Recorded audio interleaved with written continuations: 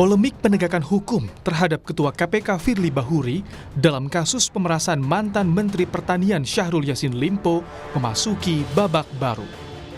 Usai melakukan serangkaian penyidikan dan ditemukan bukti yang cukup, penyidik Polda Metro Jaya menetapkan Firly Bahuri sebagai tersangka.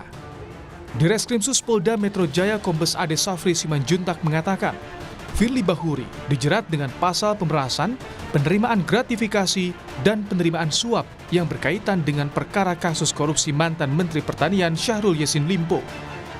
Ditemukannya bukti yang cukup untuk menetapkan saudara FB selaku Ketua KPK RI sebagai tersangka dalam perkara dugaan tindak pidana korupsi berupa pemerasan atau penerimaan gratifikasi atau penerimaan hadiah atau janji oleh pegawai negeri atau penyelenggara negara yang berhubungan dengan jabatannya terkait penanganan permasalahan hukum di Kementerian Pertanian Republik Indonesia. Sejumlah barang bukti sudah disita penyidik dalam kasus pemerasan Ketua KPK Firly Bahuri. Barang bukti yang disita diantaranya dokumen transaksi valuta asing senilai 7,4 miliar rupiah. Kemudian, pakaian dan sepatu hingga pin yang dipakai Firly saat bertemu Syahrul Yassin Limpo di Gor Bulu Tangkis.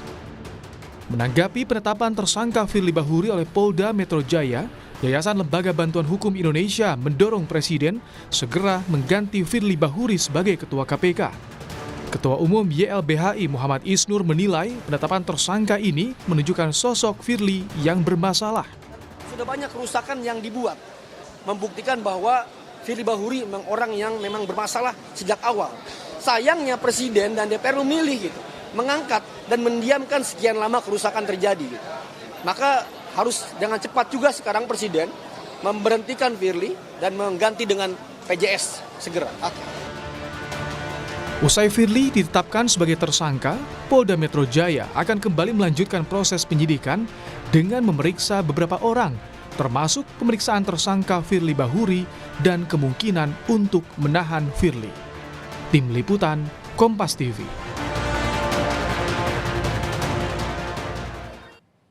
Informasi lebih lengkap usai penetapan tersangka terhadap Firly Bahuri dalam kasus pemerasan mantan Mentan Syahrul Yassin Limpo, kita akan bergabung dengan dua jurnalis Kompas TV di dua lokasi berbeda. Ada Dian Silitonga dari Gedung Merah Putih KPK Jakarta Selatan dan Jona Hamonangan di Mapolda Metro Jaya di Jakarta Selatan.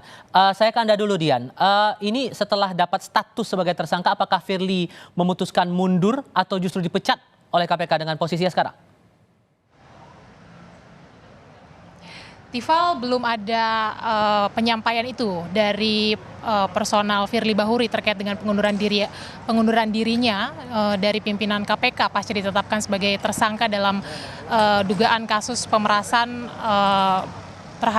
dari ex-mentan Syahrul Yassin Limpo. Terkait dengan pemberhentian itu juga masih kita nantikan karena sampai dengan saat ini KPK maupun juga pihak-pihak terkait masih menunggu keputusan Presiden terkait dengan pemberhentian Firly Bahuri.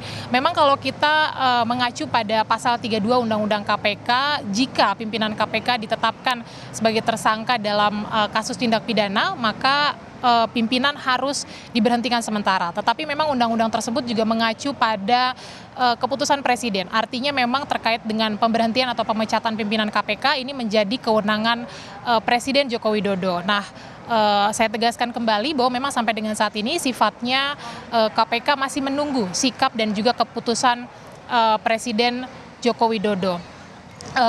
Informasinya, Polda Metro Jaya setelah melakukan gelar perkara ini sudah mengirimkan surat pemberitahuan kepada Istana terkait dengan penetapan Firly Bahuri sebagai tersangka. Selain Polda Metro Jaya, Dewas KPK juga informasinya sudah mengirimkan rekomendasi kepada Istana terkait dengan pemberhentian atau pemecatan Firly Bahuri. Seperti yang kita tahu, Tifal, bahwa Firly tidak hanya menghadapi proses hukum tapi juga proses etik terkait dengan pertemuannya dengan ex-mentan Syahrul Yassin Limpo yang ketika itu sudah berstatus sebagai pihak berperkara kemudian juga dugaan pelanggaran etik terkait dengan penyewaan rumah di kawasan Kertanegara senilai 650 juta rupiah per tahun yang tidak dimasukkan atau tidak dilaporkan dalam LHKPN.